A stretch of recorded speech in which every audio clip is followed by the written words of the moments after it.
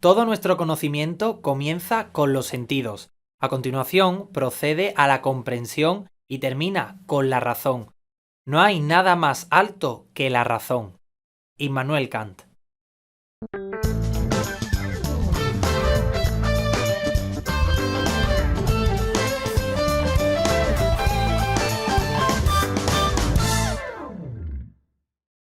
¿Qué tal están?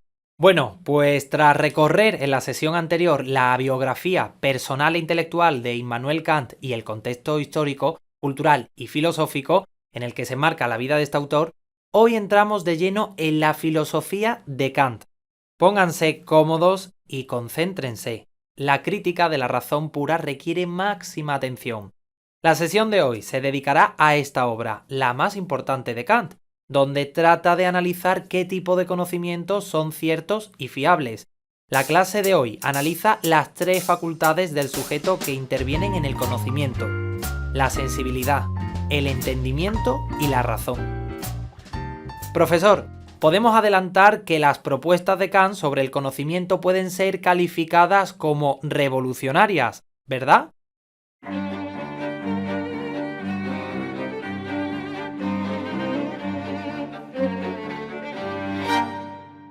Un saludo a quienes nos siguen.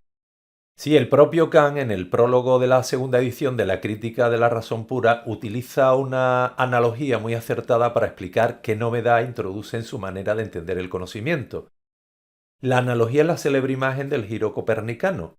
Si Copérnico mostró que a pesar de las apariencias no era el Sol el que giraba alrededor de la Tierra, sino que era la Tierra la que giraba en torno al Sol, Kant da también un giro a la tradición y descubre que el pensamiento no consiste en una percepción pasiva de los datos suministrados por los sentidos, sino que son las facultades del sujeto las que permiten que haya conocimiento. En otras palabras, el acto de conocer no es algo donde el sujeto que conoce solo tiene un papel pasivo que consiste en percibir los datos que la experiencia le suministra.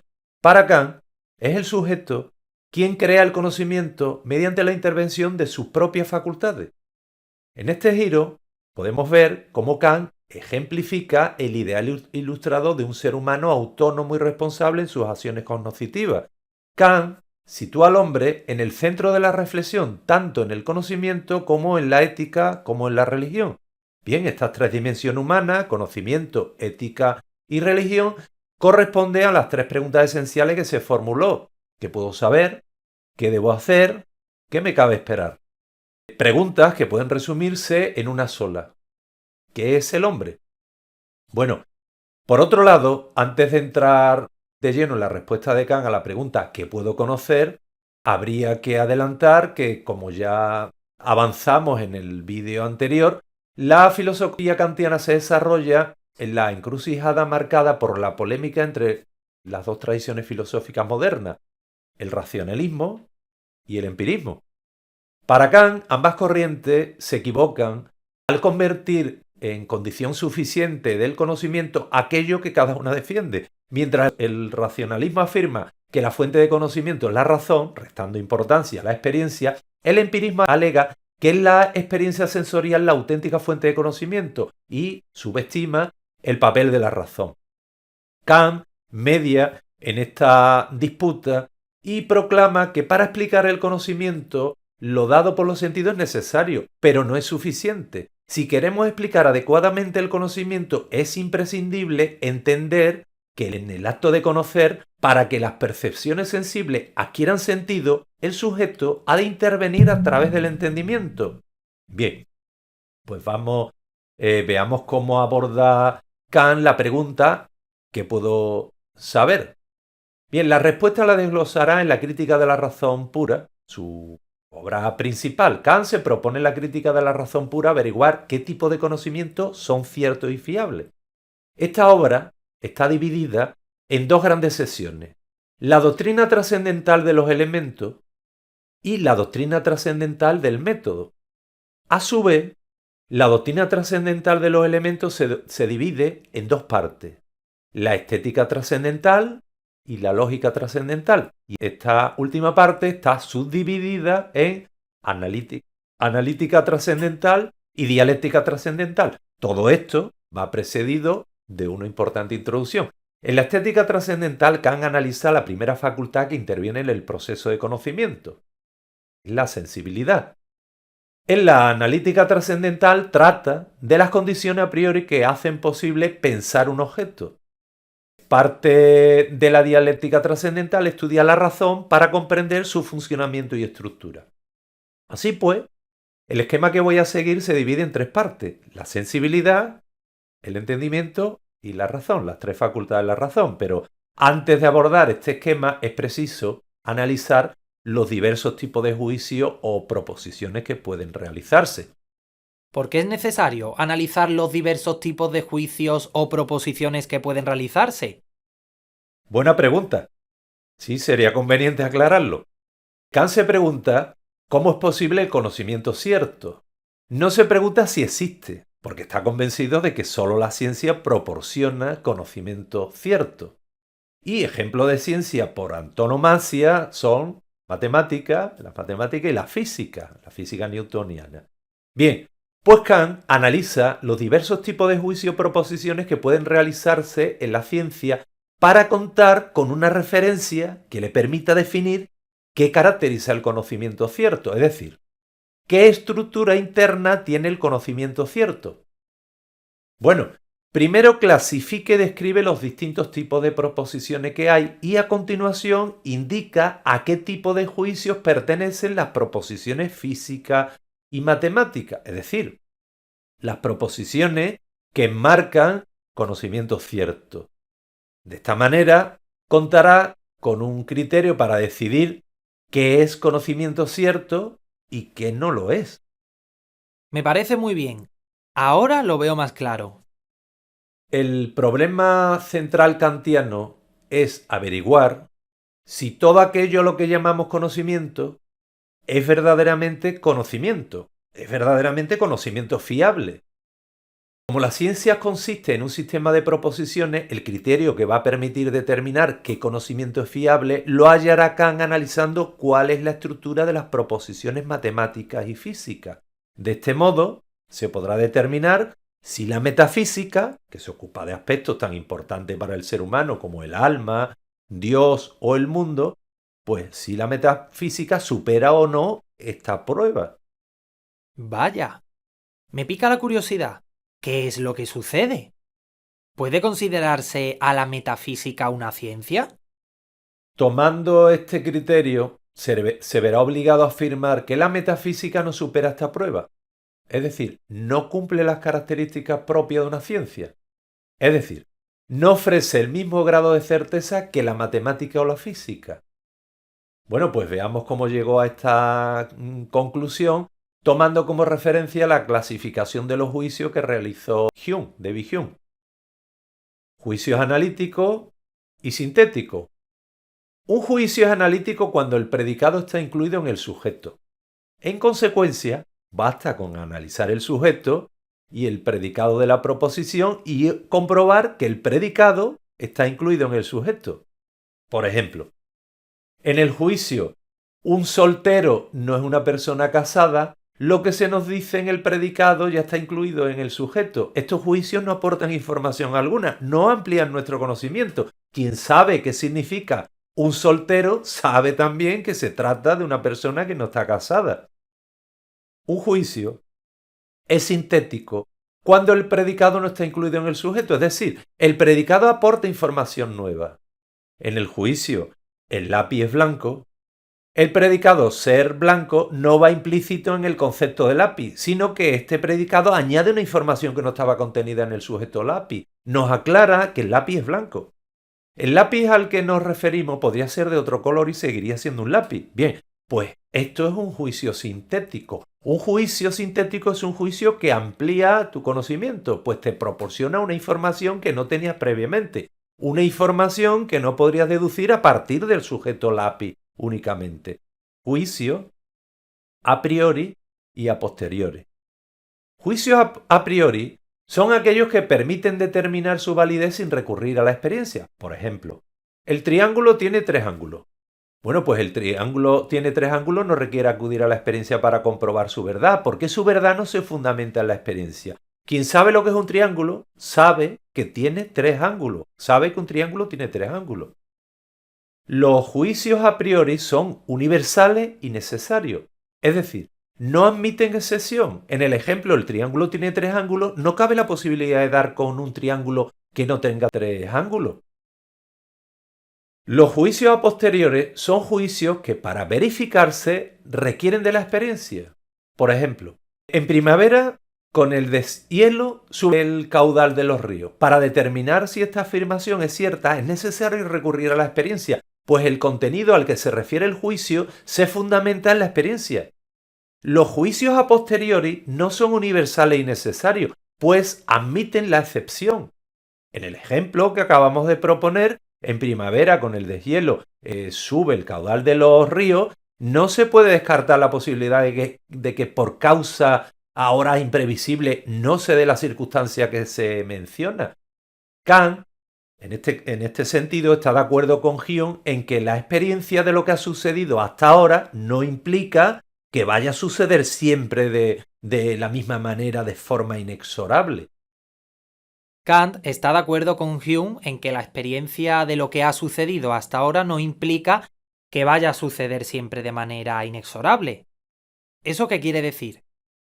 Pues que si yo veo un cisne y es blanco, y veo otro y también es blanco, y veo 100, y estos 100 también son blancos, yo no puedo asegurar que algún día pueda aparecer un cisne negro. Es decir, la experiencia no determina que lo que ha sucedido antes tenga que volver a suceder necesariamente. El hecho de que un cisne sea blanco o negro es algo contingente. Contingente ya sabéis que significa que no es necesario. Se puede hablar de probabilidad, de mucha probabilidad, pero no se puede establecer que sea algo universal y necesario. Bien, estos ejemplos que acabo de presentar de juicios analíticos coinciden con los juicios a priori y los juicios sintéticos por su parte coinciden con los juicios a posteriori. Tendríamos así dos juicios compuestos, los juicios analíticos a priori, que son universales y necesarios, pero no amplían nuestro conocimiento. Son juicios en los que el predicado está contenido en el sujeto y no requieren su comprobación en la experiencia. Por ejemplo, todos los solteros son personas que no están casadas. Los racionalistas pretendían que solo mediante juicios analíticos a priori se podría deducir toda la realidad. Kant no acepta esto, pues consideraba que se puede deducir algo de algún conocimiento que tengamos con certeza, pero esto sucederá en una parcela reducida de la realidad. Para seguir ampliando conocimiento necesitamos nuevas informaciones de la experiencia, nuevos datos empíricos. Kant rechazaba esta, digamos, sobrevaloración dogmática de la razón.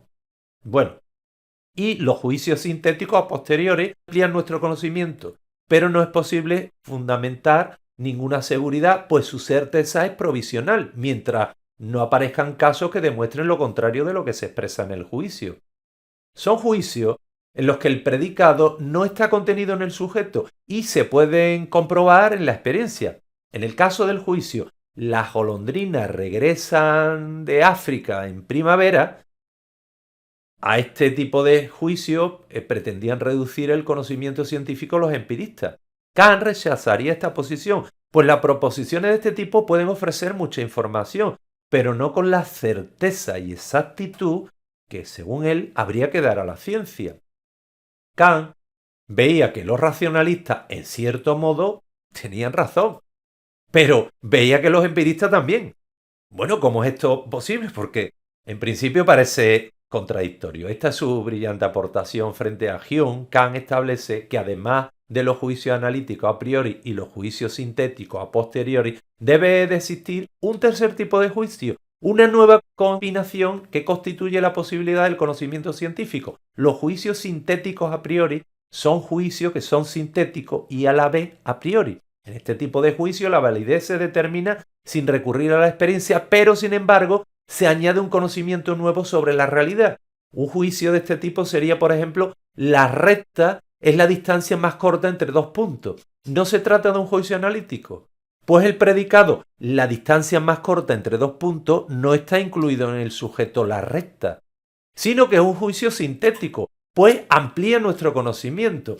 Es sintético, pero no es a posteriori, sino que es a priori, pues su verdad no depende de la experiencia. No necesitamos ir midiendo distancia entre dos puntos una y otra vez para saber que el juicio es verdadero. En consecuencia, es universal y necesario, es decir, carece de posibles excepciones.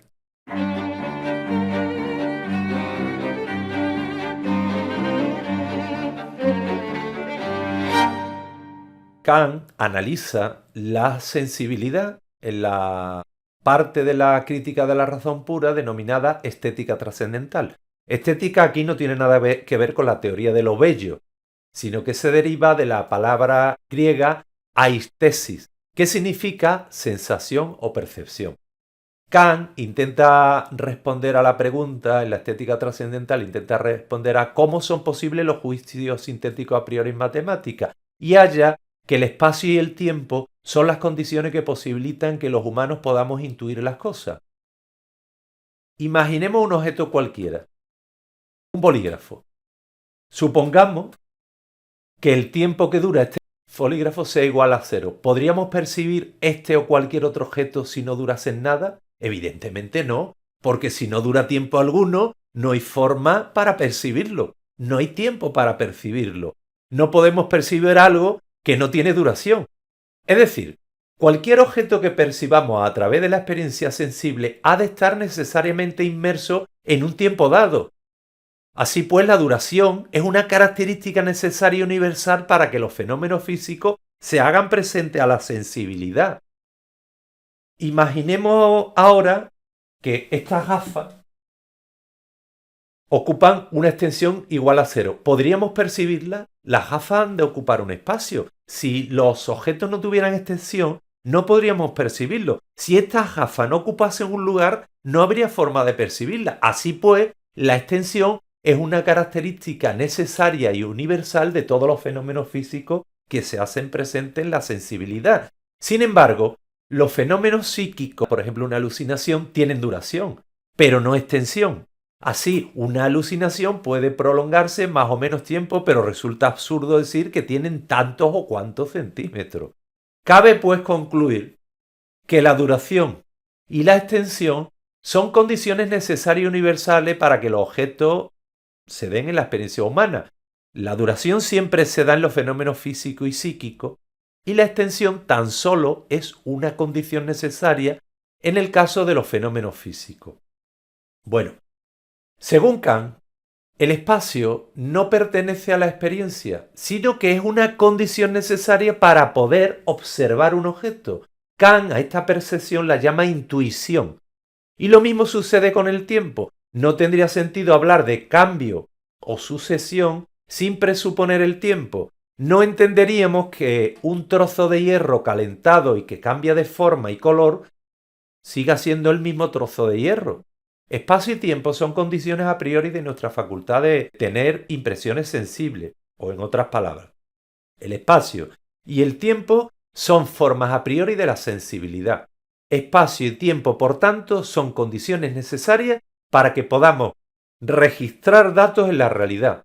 Todo objeto que percibamos a través de la facultad de la sensibilidad han de darse en el espacio y el tiempo. Sin el espacio y el tiempo no habría modo de percibir nada.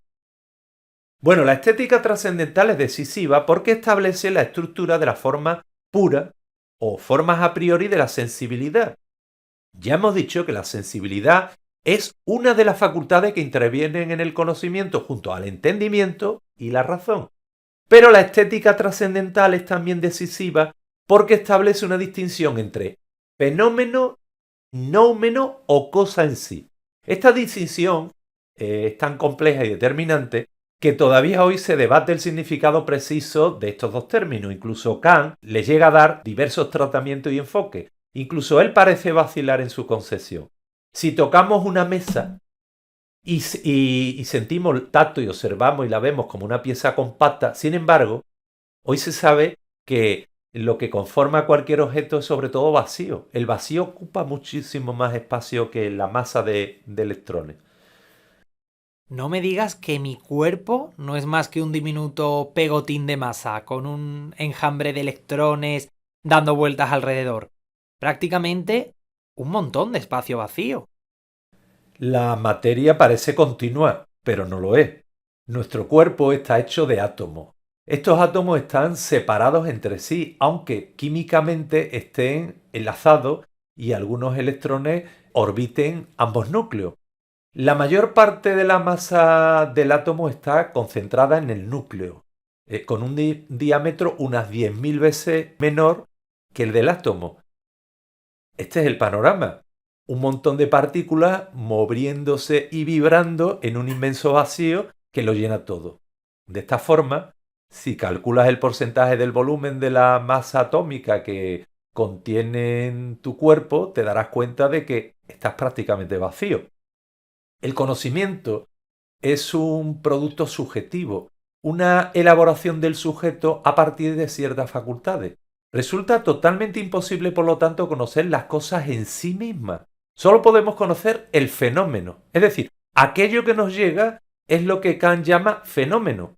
Solo podemos conocer las cosas tal como se nos presentan, pero no tal como son. De modo que no sabemos cómo son las cosas. Una cosa es lo que yo percibo de un objeto y otra cosa es lo que sea ese objeto en sí. Yo cuando percibo un objeto puedo sospechar que aquello que percibo no es exactamente la realidad última del objeto. No percibo la cosa en sí, pues ahí no puede llegar la facultad de la sensibilidad. Lo que intuyo, lo que aparece en mi mente gracias a la facultad de la sensibilidad son los fenómenos. Y lo que sospecho que existe fuera de la sensibilidad son los nóumenos o cosas en sí. Por supuesto, los nóumenos son las causas de que yo perciba los fenómenos. ¿Por qué no haces un breve resumen sobre este apartado, sobre la facultad de la sensibilidad? Me parece una buena idea. Kant llama intuiciones a las percepciones de la sensibilidad. Para que pueda existir cualquier intuición sensible, es decir, para poder recibir algo como objeto percibido, el objeto percibido ha de darse necesariamente en un espacio y un tiempo determinado, pues nada se percibe fuera del espacio y del tiempo. Espacio y tiempo, pues, son formas puras a priori de la sensibilidad. La distinción entre fenómeno y nóumeno o cosa en sí es fundamental para Kant. Mediante la experiencia sensible solo conocemos fenómenos, nunca la cosa en sí o nóumeno.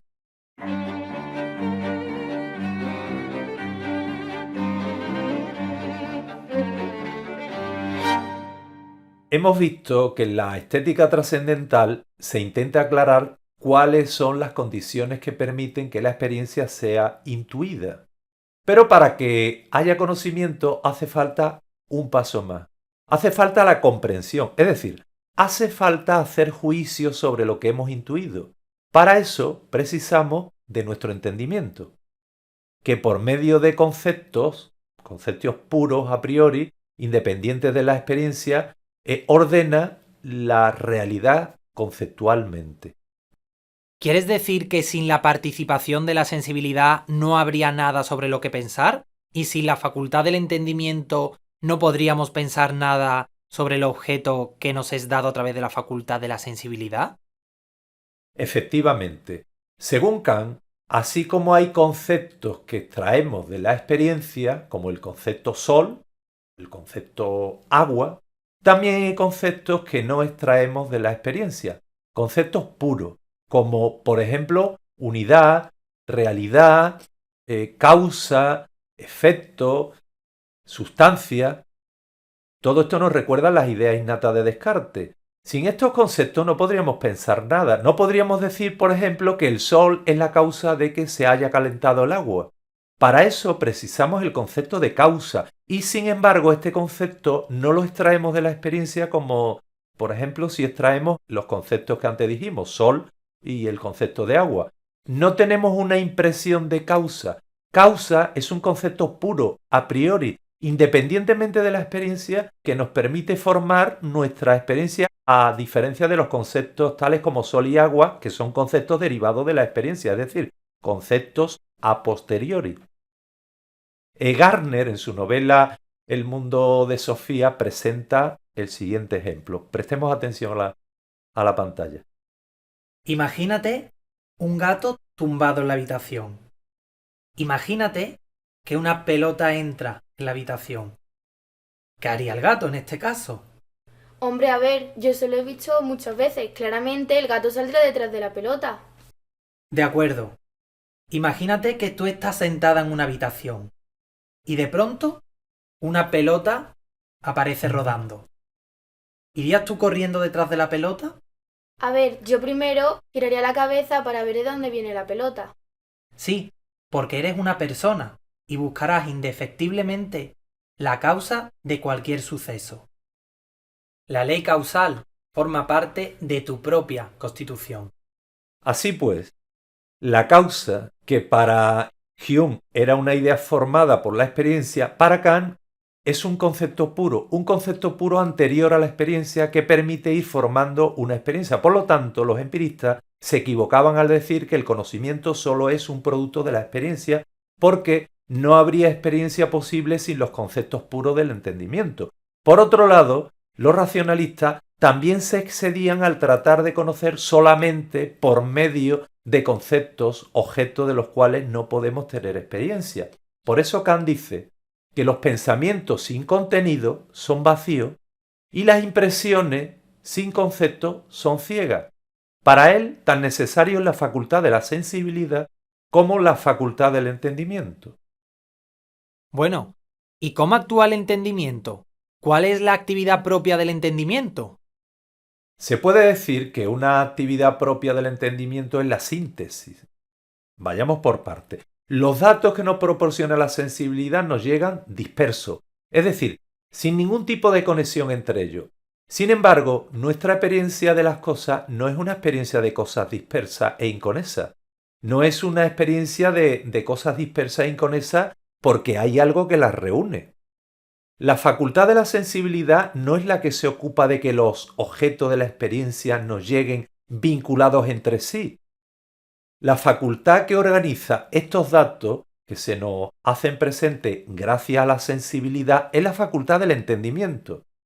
A esta actividad de conexión de los datos que se nos hacen presentes, Kant la llama síntesis. Por lo tanto, las intuiciones sensibles, si no fuesen pensadas a través de un concepto, subsumidas en un concepto, dice Kant, no nos ofrecerían conocimiento alguno, equivaldrían a un torrente inconexo y desarticulado de sensaciones. Pues el hecho de sentir una variedad de fenómenos que incluyen colores, formas, sonidos, etc., no implica comprenderlo. La función del entendimiento es comprender la información que nos llega a través de los sentidos, es decir, unificar, ordenar y comprender lo sensible. Si yo mirase uno de los libros depositados sobre mi mesa, tendría la experiencia de ese libro. Esa experiencia incluiría ciertos colores, ciertas texturas, un olor determinado, etc. Es decir, mi campo perceptivo se compondría de un grupo de sensaciones determinadas, pero al mismo tiempo me llegarían más sensaciones del resto del libro y otros objetos que corresponden a los objetos que rodean el libro en el que yo centro mi atención. Cuando yo digo, esto es un libro, lo que hago es agrupar los datos que me proporcionan la sensibilidad y los sintetizo en el concepto de libro. Así pues, la función del entendimiento es aplicar conceptos a los datos intuidos, a fin de entenderlo. Kant llama a estos conceptos categorías. Ya hemos dicho que existen dos tipos de conceptos completamente diferentes. Los conceptos empíricos y los conceptos puros o categorías, que son a los que ahora nos hemos referido. Los conceptos empíricos los produce la experiencia y los conceptos puros, es decir, las categorías, no provienen de la experiencia. Estas categorías o conceptos puros agrupan unas impresiones y desechan otras. Pero esta ordenación de los datos, esta categorización se produce al mismo tiempo que se da la intuición sensible, no después. La acción combinada de la sensibilidad y el entendimiento produce juicios sintéticos a priori, que como ya sabemos, los juicios sintéticos a priori son los únicos conocimientos universales y necesarios, válidos y ciertos. Kant considera que hay diferentes modos de establecer juicios a través del entendimiento, o lo que sería lo mismo. Considera que hay diferentes modos de sintetizar los datos de la sensibilidad a través del entendimiento. Kant pensaba que hay tantas maneras de unificar los datos de la experiencia como tipos de juicio. Es decir, hay tantas categorías como tipos de juicio. A esto lo llama deducción trascendental de las categorías. Kant distingue 4 tipos de generales de juicio: cantidad, cualidad, relación y modalidad. Y dentro de cada uno de estos tipos generales de juicio habrá 3 subtipos. De este modo, Kant obtiene 12 tipos de juicio.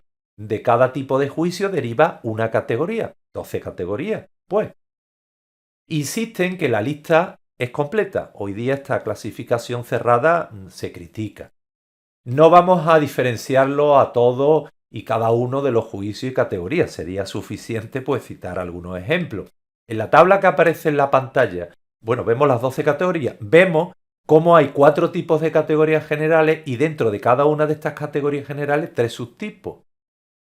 Cualquier juicio es el resultado de la aplicación de tales categorías a lo que es dado por la sensibilidad. Podemos considerar, por ejemplo, el juicio "el sol calienta el agua", y al mismo tiempo comprobamos en la tabla bajo qué categorías queda introducida este concepto. El juicio "el sol calienta el agua" tiene como sujeto un individuo particular, sol. Es decir, la categoría de cantidad utilizada es la unidad, un sol. Podemos comprobar que hay un tipo de relación entre el sol y el agua, que es efectiva, que es real. Por tanto, la categoría de cualidad utilizada es la de realidad. Y la relación concreta que se expresa en el juicio "el sol calienta el agua" es una relación de causalidad, pues el sol es la causa del calor del agua. La categoría de relación empleada es, pues, la de causalidad. Y por último, la categoría de modalidad utilizada es la de existencia, puesto que la relación de causalidad es algo que existe realmente, no es algo posible, sino que sucede, que existe y que no sucede de forma necesaria.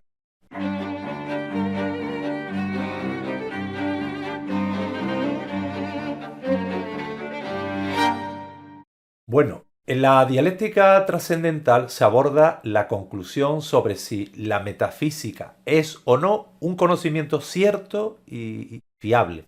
Para Kant, esta parte era el verdadero objetivo de esta obra, de la crítica de la razón pura. La solución que va a dar Kant al problema de la posibilidad de la metafísica podemos vislumbrarla de antemano antes de leer esta parte, la dialéctica trascendental. Teniendo en cuenta las condiciones necesarias que aparecen en la estética y en la analítica trascendental, cuando el conocimiento es cierto y fiable, podemos vislumbrar que la solución va a ser negativa. Kant distingue entre el entendimiento y la razón. Pensar un objeto, es decir, hacer un juicio sobre lo que está dado en el espacio y el tiempo por medio de las categorías, hemos visto que es la actividad propia del entendimiento.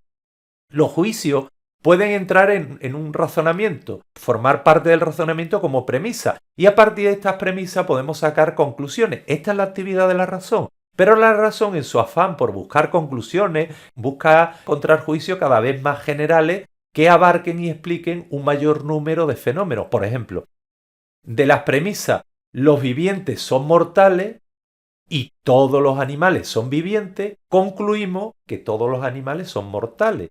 En este razonamiento último se incluyen todos los demás. En astronomía, por ejemplo, los progresos más significativos han supuesto la unificación de las leyes y principios del movimiento, comunes tanto para el movimiento de los objetos terrestres como para el movimiento de los objetos estelares. Newton, con su ley de la gravitación universal, terminó por unificar la explicación de los movimientos que se dan en la experiencia terrestre y en el sistema solar. No es de extrañar, por tanto, que la razón, con esa tendencia que posee a avanzar hacia las causas de los fenómenos, de ir de una causa a otra más amplia y de esta a otra aún más abarcadora, aspire a la causa última, a la condición incondicionada que explicaría todo fenómeno.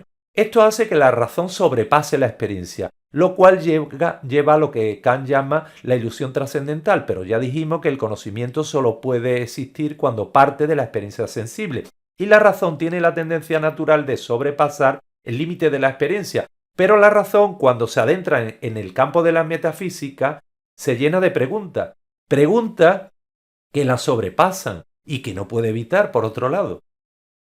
¿Por qué dices que la sobrepasan? Porque el conocimiento solo puede existir cuando parte de la experiencia sensible. Por tanto, la metafísica no puede ser un conocimiento sólido. Kant desengaña a quien aspira a demostrar las grandes cuestiones de la metafísica. Para Kant no es ilegítimo plantearse cuestiones metafísicas. Lo que considera legítimo es la pretensión de que las especulaciones metafísicas de la razón puedan ofrecer explicaciones teóricas, explicaciones científicas. Pues como hemos visto, hemos venido diciendo, la razón teórica solo puede actuar partiendo de las percepciones sensibles. Y de ideas metafísicas, tales como Dios, alma y mundo, no tenemos experiencia.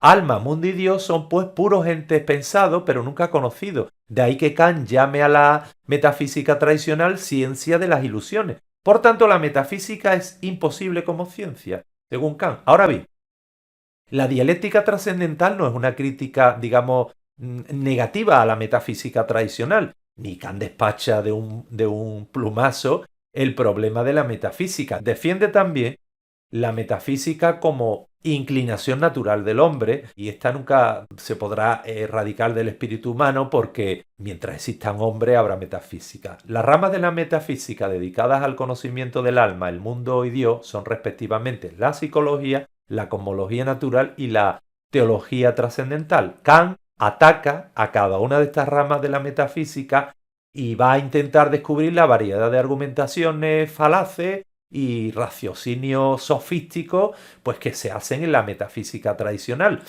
Así hace una triple crítica. En relación a la idea del alma, dice que en la psicología se dan constantes razonamientos falsos e incorrectos. La psicología pretende conocer la naturaleza del alma prescindiendo de toda experiencia y poniendo como base la concepción del yo como sustancia permanente. Pero Kant hace ver que el alma ni se ve ni se toca y no tenemos ninguna representación de nuestro yo sustancial y permanente a lo largo del tiempo. Pensar en el alma intemporal es salirse de las condiciones de todo ser sensible.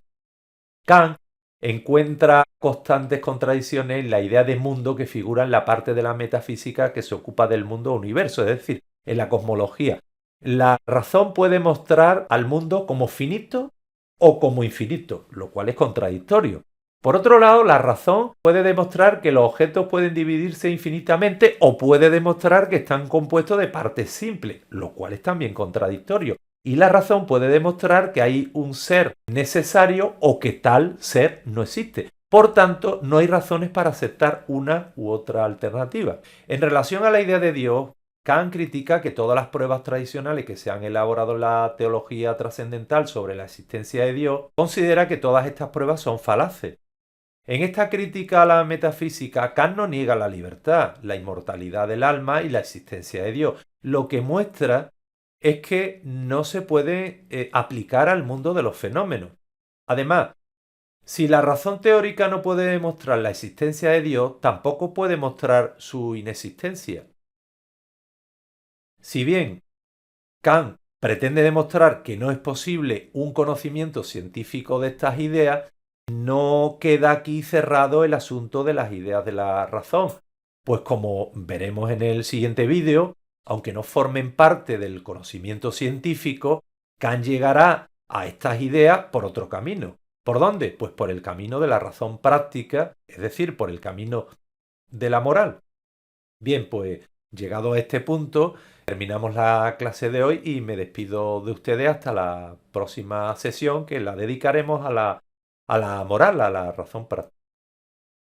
Aquí termina la sesión de hoy dedicada a la crítica de la razón pura, en la que se ha abordado el intento de Kant de fundamentar las condiciones necesarias para que haya ciencia y de explicar las ilusiones metafísicas. La próxima sesión, la tercera que dedicaremos a este autor, se va a centrar en el uso de la razón práctica. Hasta entonces, salud y suerte.